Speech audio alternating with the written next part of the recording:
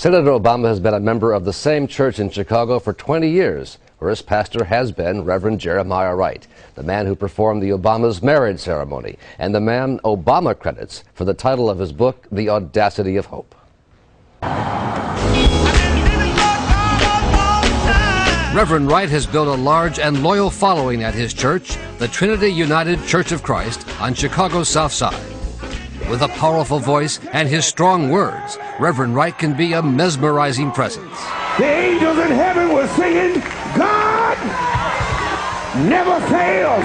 And he often uses the gospel to affirm his strong political views, as in this 2003 sermon, damning the United States for its treatment of blacks. The government gives them the drugs, builds bigger prisons, passes a 3-strike law, and then wants us to sing God Bless America? No, no, no. Not God Bless America. God damn America. That's in the Bible for killing innocent people. God damn America for treating us citizens as less than human. It's not known if Senator Obama was in the church on this day, but he has sought to play down Reverend Wright's overall approach.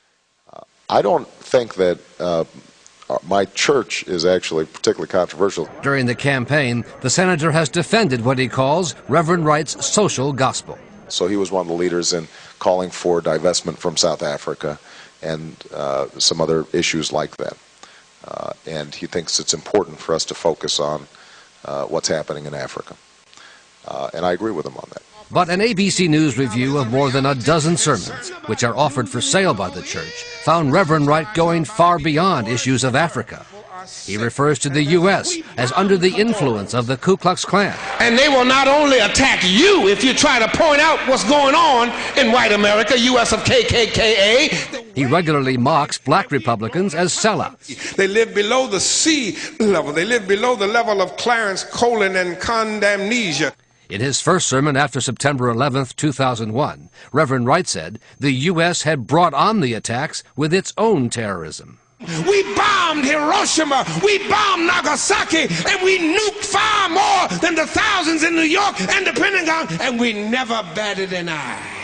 We have supported state terrorism against the Palestinians and black South Africans, and now we are indignant because the stuff we have done overseas is now brought right back into our own front yards. America's chickens are coming home to roost. Reverend Wright retired last month, but members of the church say he left a lasting impression on them and Senator Obama.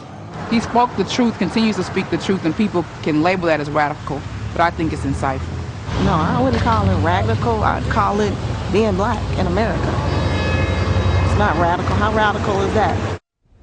Reverend Wright declined to comment or appear on this program, as did Senator Obama. In his most recent appearance in Ohio, when he was asked about it, Senator Obama said that Reverend Wright was like an old uncle who sometimes says things I don't agree with.